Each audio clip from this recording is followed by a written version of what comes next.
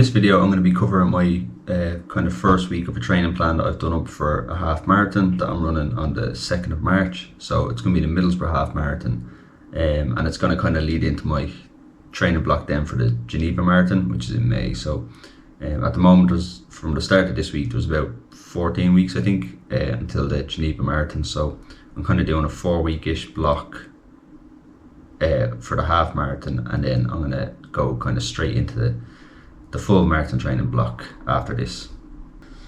So yeah, I'll kind of run through on a daily basis now through little clips I've recorded, and you'll see what training I'm doing for this, and I'll explain why I do the session.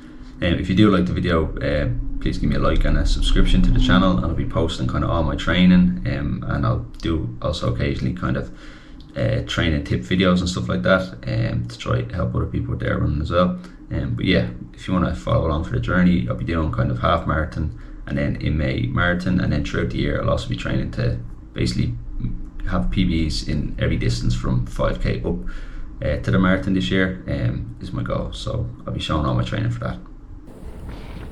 So the first session of the week on the Monday was just an easy session, but I basically did it as a bit of a long run.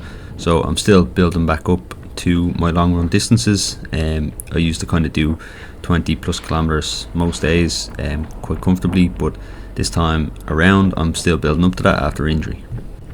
So this run in total was 24 kilometers. I did it at an average pace of 5:10 per kilometer. So one other thing that I'm changing from kind of how I ran last year was my easy runs. I'd focus purely on my heart rate, and I'd try to keep it under 136 beats or so per minute on these kind of easy runs.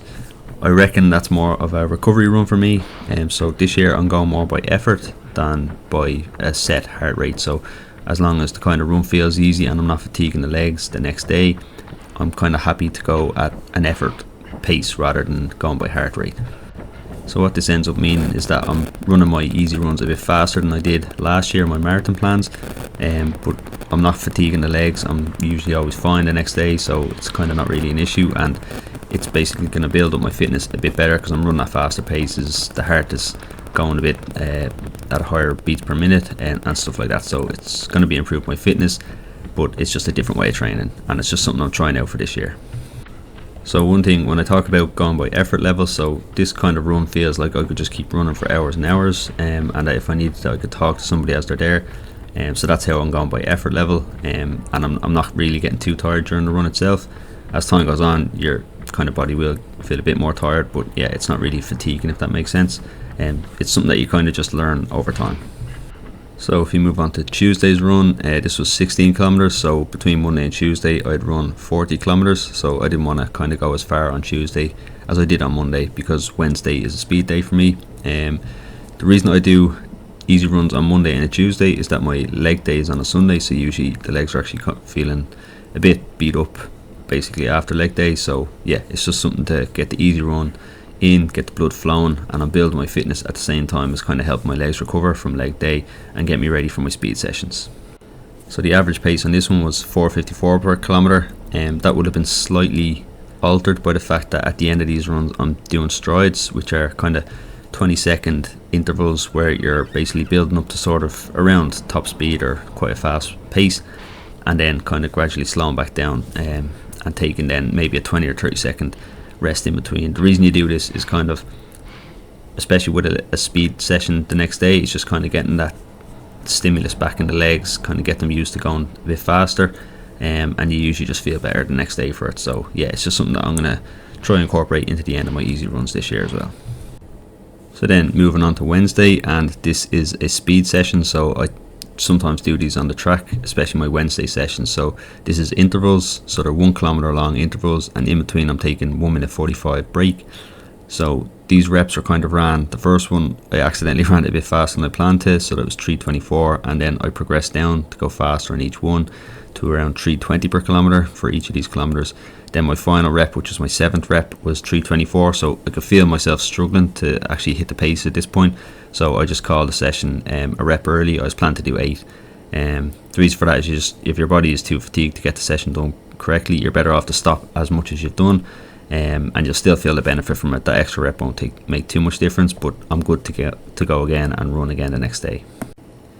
So then moving on to Thursday, and again it's just an easy day of running, so again I'm going by effort, and again my heart rate in here was around 150 beats per minute, which is kind of in line with previous days, but my average pace for this one was a bit quicker. It was 4:51.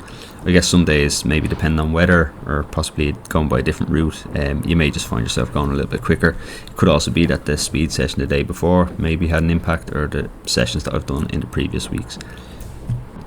One thing that was different about this easy day was that I didn't do the strides at the end, just with doing speed the day before, and then on Friday I was planning to do a speed session as well. I basically felt it was better to just keep this one nice and easy for the entire run and just leave it at that.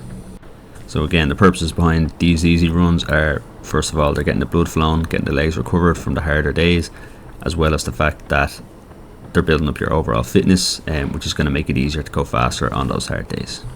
Another thing is that I've added in a second leg day to my gym workouts on a Wednesday after my hard run.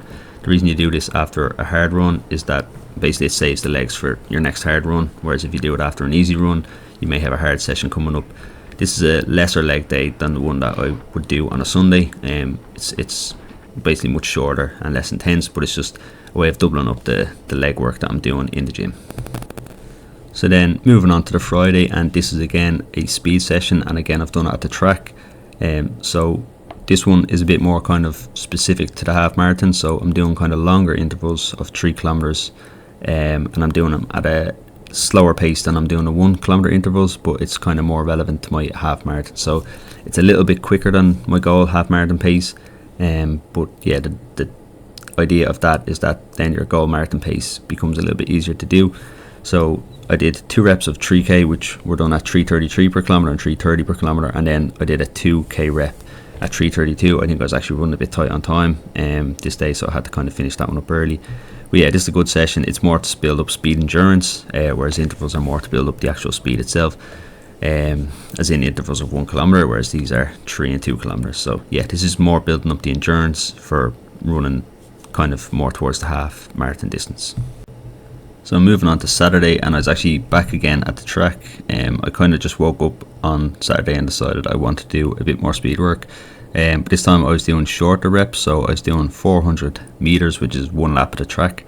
The idea of this was I was trying to hit this in about 80 seconds or so, which is kind of in and around a 3:17-ish pace per kilometer.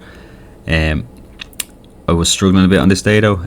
Yeah, I just felt quite fatigued and stuff, so probably from doing already a lot of speed work that week. But yeah, I'm just trying to build up sort of top end speed, which will make the easier kind of half marathon paces and a marathon pace, just make them a bit easier. So I only actually ended up doing 10 reps of 400 meters, where I planned to do about 20 reps. But yeah, I was just towards the end, I actually was beginning to hit more accurately the paces that I was aiming for, but yeah, I just felt as a session overall I wouldn't be able to sustain that, so I left it at 10 reps. But yeah, it was still an okay speed workout, just didn't really go to plan. But yeah, I guess if you're not kind of trying to push things forward a bit, then all your runs will go probably exactly to plan, and you'll never kind of have bad runs, which maybe shows that you're just doing what you're already capable of rather than pushing forward. So I probably will aim to be doing kind of three sort of speed sessions a week, whether that's 3 track runs, 2 track runs, and maybe a threshold session, or maybe a park run, something like that. So it's something I will be kind of building up to, and as time goes on I'll kind of just get better at sort of judging how and when to do them. Usually the advice would be not to do kind of 2 hard days in a row.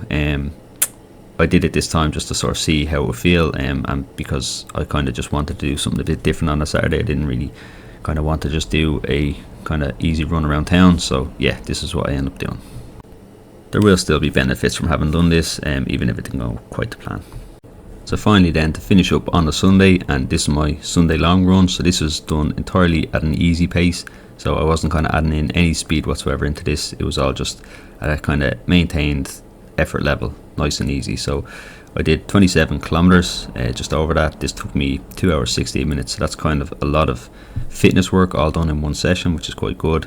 So I was quite happy with that, especially after the day before. I hadn't been too happy with the run the day before, so to kind of get this one in and not feel too fatigued that I had to stop at any point, that was pretty good. And yeah, I kind of didn't go too hard at any point in this, so yeah, it pretty much all went to plan. So the idea behind the Sunday long run is to just build up kind of how long you're running all in one go. Oftentimes through the week people don't have time to maybe do such a long distance and spend over 2 hours on one run. So yeah, it's kind of easier to do it at the weekends. This one as well is going to push that fitness forward. So obviously the further you're able to run in one go, kind of shorter distances are going to feel a little bit easier, and then you'll just be able to build up kind of faster paces in those shorter distance runs. So this one's all about building up the aerobic engine, which is kind of your overall fitness. So that's pretty much week 1 of what will basically be kind of 4 weeks of building up to the Middlesbrough half marathon. In this week I did just under 114 kilometers in total, which is kind of around what I was aiming for.